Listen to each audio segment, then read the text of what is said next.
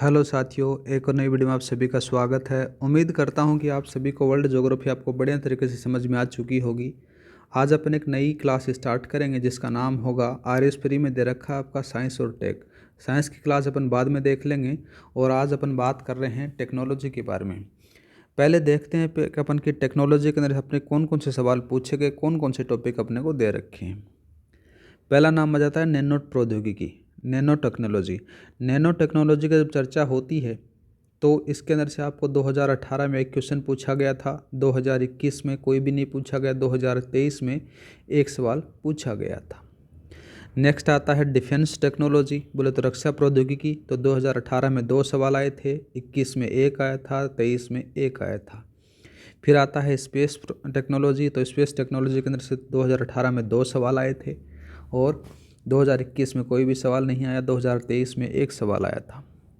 Next आता है जैव प्रौद्योगिकी। जैव प्रौद्योगिकी के अंदर से आपको 2 सवाल देखने को मिले थे और 2021 में कोई भी सवाल नहीं देखने को मिला था, 2023 में 1 सवाल देखने को मिला था।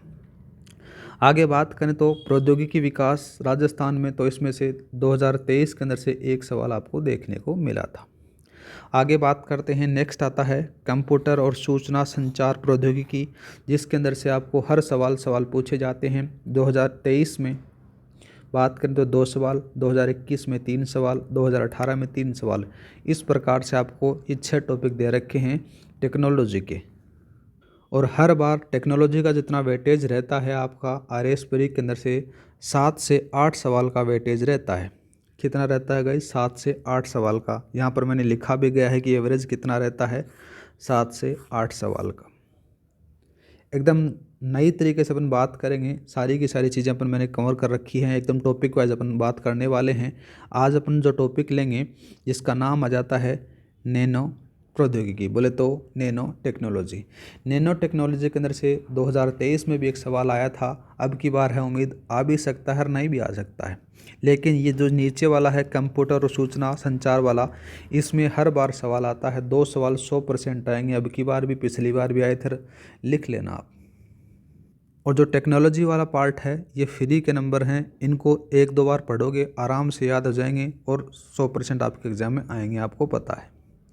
तो आप हेडिंग डालो। सबसे पहले बात करते हैं अपन नैनो टेक्नोलॉजी के बारे में। नैनो प्रौद्योगिकी के बारे में बात करें या फिर नैनो टेक्नोलॉजी के बारे में, तो नैनो का अर्थ क्या होता है? नैनो का अर्थ होता है छोटा या फिर बोना, इसको कहा जाता है। मतलब कि छोटे से छोटा पार्टिकल होता है उसको नैनो कहा जाता है। जो नैनो है ये ग्रीक शब्द से बना है। किससे बना है गाइज? ग्रीक शब्द से बना है।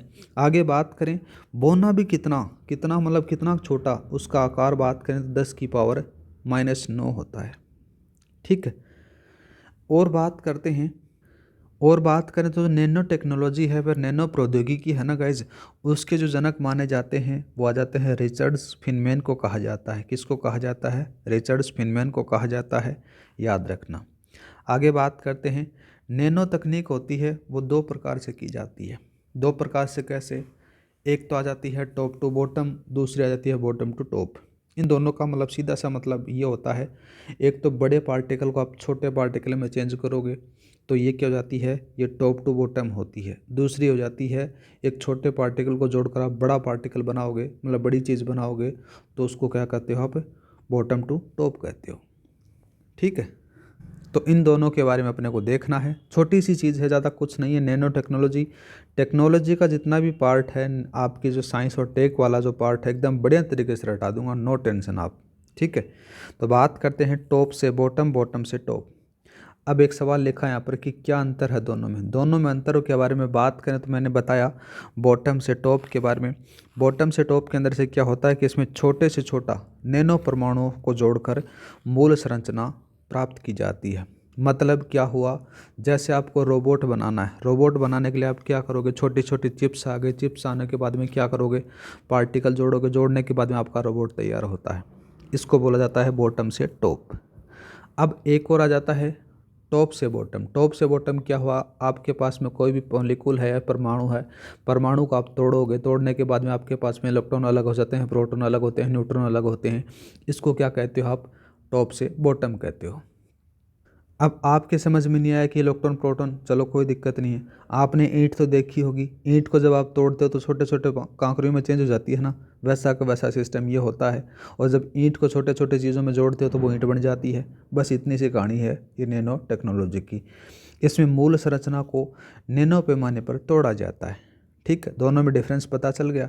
अब बात करें तो यह जो प्रक्रिया होती है, बॉटम से टॉप वाली जो कंडीशन होती है वो जटिल देखने को मिलेगी। मतलब कि आप छोटी से छोटी चीज़ को जोड़ोगे तो बड़ी चीज़ बनाओगे तो आपको क्या है, टाइम ज़्यादा लगेगा। टाइम ज़्यादा लगेगा तो ये जो प्रक्रिया है वो आपके पास में जटिल देखने को मिलेगी। दूसरा बात करते हैं टॉप से बॉटम क्या है, ये सरल आ जाती है। अरे जब आपको पास में जो ईंट रहती है उस ईंट को तोड़ने के लिए क्या करते हो, एक हथौड़ा मारते हो, टूट जाती है। सरल काम रहता है ना, ये सरल आ गई टॉप से बॉटम। नेक्स्ट बात करते हैं, यह ज़्यादा काम करती है। कौन सी ज़्यादा काम करती है, बॉटम से टॉप वाली।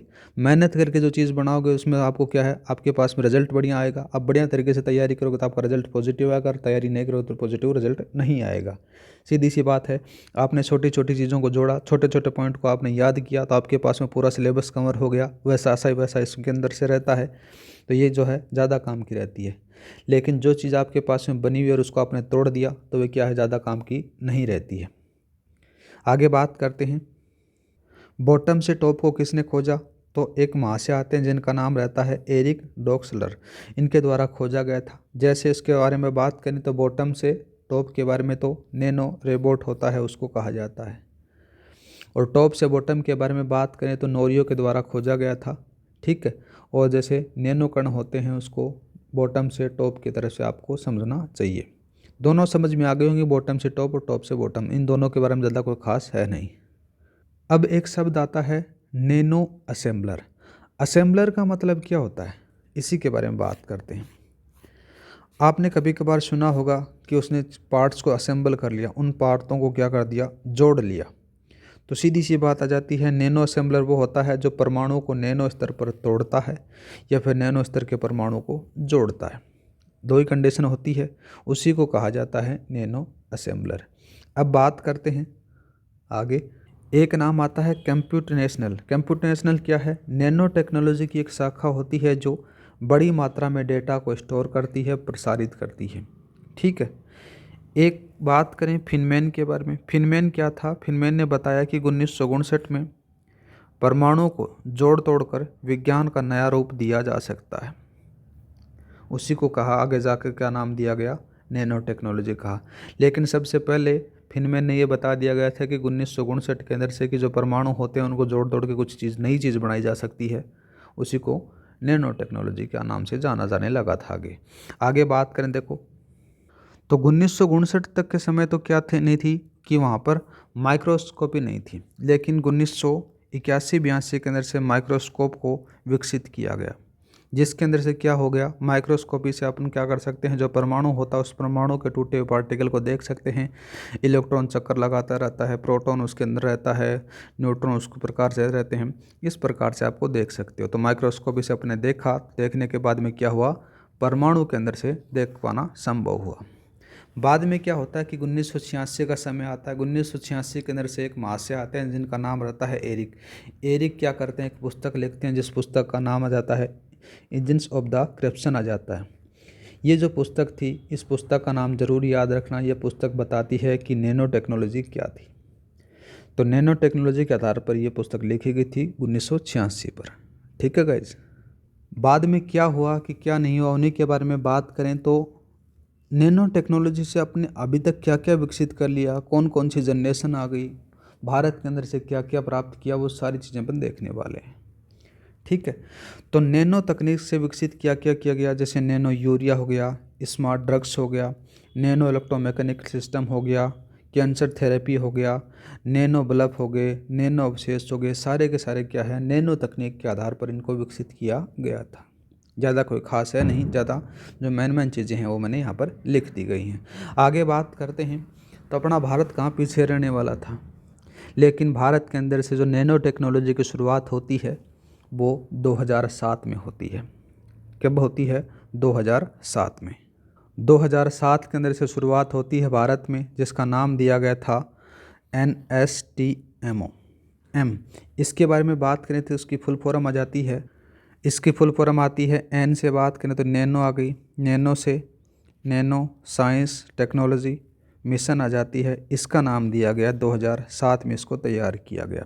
तो सीधी सीधी बात करें तो 2007 के अंदर से भारत के अंदर से नैनो तकनीक विकसित होती है। जो मिशन आया था नैनो ये वाला, इस वाले मिशन के बारे में बात करें, नैनो साइंस टेक्नोलॉजी मिशन के बारे में, तो नैनो मिशन परिषद का गठन किया जाता है। ठीक है, इस परिषद के अंदर से क्या होता है, एक अध्यक्ष बनाया जाता है जिसका नाम था CN राव। इनके द्वारा इनको अध्यक्ष बनाया जाता है। ये क्या माने जाते हैं, भारत के अंदर से जो नैनो टेक्नोलॉजी है उसके जनक माने जाते हैं। तो इनका नाम जरूर याद रखना कि भारत के अंदर से नैनो टेक्नोलॉजी के जनक कौन हैं, CN राव माने जाते हैं।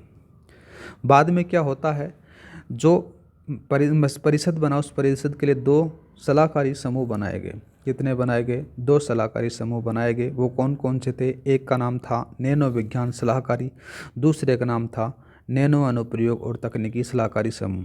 इन दोनों के बारे में अपन बाद में देखेंगे। एक चीज़ इसकी फुल फॉर्म याद रखना, NSTMO। ये क्या है, nano science and technology mission आ जाता है। तो इसके बारे में बात करें NSTM के बारे में, तो इसके भी 2 चरण होते हैं। उन दोनों चरणों के बारे में बात करें तो पहला चरण आता है 2007 से 2012 तक का, और दूसरा चरण आता है 2012 से वर्तमान तक का। इन दोनों चरणों के अंदर से भारत के अंदर से नैनो टेक्नोलॉजी का विकास होता है। ठीक है, अब बात करते हैं NSTM के लिए भारत सरकार के द्वारा 1650 करोड़ रुपए का बजट आवंटित किया गया, और ये 1650 करोड़ रुपए था। ये भी 2 भागों में व्यक्त किया गया था। एक बार 1000 करोड़ रुपए और दूसरी बार 650 करोड़ रुपए आवंटित किए गए थे। ठीक है, और साथ में ही NSTM में 24 परियोजनाएं चलाई गई, 64 परियोजनाएं चलाई गई। ठीक है, और साथ में ही भारत में 19 उत्कृष्टता केंद्र स्थापित किए गए कि नैनो टेक्नोलॉजी को बढ़ावा मिल सके ज़्यादा से ज़्यादा। इसीलिए अब बात करते हैं कि नैनो टेक्नोलॉजी भारत में क्यों विकसित की गई। सीधा सीधा सवाल उठता है कि भारत के अंदर से नैनो टेक्नोलॉजी स्थापित करने का उद्देश्य क्या था। उस उद्देश्य के बारे में अपन चर्चा करें तो देखो, पहला तो नाम आ जाता है कि अंतर्राष्ट्रीय सहयोग को बढ़ावा देना, दूसरा जाता है कि आधारभूत ढांचे का विकास, तीसरा वित्तीय सहायता उपलब्ध करवाना, और चौथा जाता है अनुसंधान और विकास को बढ़ावा देना। इसीलिए भारत के अंदर से नैनो टेक्नोलॉजी या फिर नैनो मिशन की शुरुआत की गई थी। अब चर्चा करते हैं भारत के अंदर से या फिर नैनो टेक्नोलॉजी है, इस नैनो टेक्नोलॉजी की कितनी जनरेशन आ गई। मुख्य रूप से बात करें तो जो नैनो टेक्नोलॉजी है इसमें अभी तक वर्तमान में 4 जनरेशन आ चुकी हैं। जिस प्रकार से अपन कंप्यूटर की जनरेशन पढ़ते हैं वैसे के वैसे हिसाब से इस टेक्नोलॉजी के अंदर से 4 जनरेशन आई। वो 4 जनरेशन कौन कौन सी थी, कब से कब तक थी, उसमें क्या क्या खोजा गया, वो सारी चीज़ें अपन देखने वाले हैं। तो देखो यहाँ पर लिखा गया है नैनो प्रौद्योगिकी की पीढ़ियाँ। पीढ़ियाँ बोले तो जनरेशन, इसमें से 4 पीढ़ियाँ आती हैं। पहली पीढ़ी के बारे में बात करें तो 2000 में आती है। इसमें निष्क्रिय नैनो संरचना स्थापित की गई। दूसरी पीढ़ी 2005 में आती है, इसमें सक्रिय नैनो संरचना खोजी गई। तीसरी पीढ़ी बात करें 2010 में आ जाती है, इसमें सिस्टम ऑफ नैनो सिस्टम के बारे में बताया गया। और जब चौथी पीढ़ी बात करें 2015 में, यह आती है आणविक नैनो सिस्टम के बारे में बताती है। तो इस प्रकार से 4 पीढ़ियां हैं, इसके बारे में आपको थोड़ा सा याद रख लेना। अब बात करते हैं नैनो पदार्थों से क्या क्या तैयार किया गया, उन्हीं के बारे में बात करते हैं। सबसे पहले बात करेंगे अपन कार्बन नैनो ट्यूब के बारे में। कार्बन नैनो ट्यूब होती है, ये ग्रेफीन की एक एकल परत से मिलकर बेलनाकार संरचना की होती है। इसका जो व्यास होता है वो नैनोमीटर पैमाने में होता है। ये मजबूत बहुत ज़्यादा होती है, लोचशील होती है, सुचालक होती है। ठीक है, और इसका उपयोग होता है जो भूकंपरोधी मकान बनाने के लिए इसका निर्माण इसका उपयोग किया जाता है, कार्बन नैनो ट्यूब का। आगे बात करते हैं, दूसरा नाम आ जाता है carbon quantum dots. Carbon quantum dots क्या है, यह कार्बन का पर बना नैनो पदार्थ होता है, और इसका उपयोग जैसे दवा वितरण हो गया, कैंसर की जो कोशिकाएं होती हैं उनका पता लगाने के लिए कार्बन क्वांटम डॉट्स का उपयोग किया जाता है। एक और बात करते हैं ग्रेफीन। ग्रेफीन क्या है, यह कार्बन का क्रिस्टलीय प्रूफ होता है। जिस प्रकार से कार्बन का हीरा फ्लोरीन हो गया ना, उसी प्रकार से ये होता है। इसके अंदर से षटकोणीय वलयनुमा आकार होता है इसका। कैसा होता है, षटकोणीय वलयनुमा, और ये पारदर्शी होता है, ट्रांसपेरेंट होता है, ठीक है। और इसका उपयोग होता है जो सोलर सेल में उपयोग किया जाता है। तो इस प्रकार से आपका जो नैनो टेक्नोलॉजी है वो पार्ट कंप्लीट हो जाता है गाइस। क्लास अच्छी लगी हो तो लाइक और सब्सक्राइब करना न भूलें। टेक्नोलॉजी वाला पार्ट अपन कंप्लीट कर लेंगे जल्दी ही, और साथ में ही अपन स्टार्ट करेंगे कौन से वाला, साइंस वाला पार्ट। साइंस वाले पार्ट में अपन जल्दी क्लास लेकर आने वाले हैं। क्लास अच्छी लगी हो तो लाइक और सब्सक्राइब करना न भूलें। क्लास की पीडीएफ फाइल मैं आपको टेलीग्राम पर प्रोवाइड करा दूंगा। टेलीग्राम का लिंक डिस्क्रिप्शन में दे रखा है, वहाँ पर जाकर आप ज्वाइन कर सकते हो। हर क्लास की पीडीएफ फाइल वहाँ पर आपको मिल जाएगी। जय हिंद, जय भारत।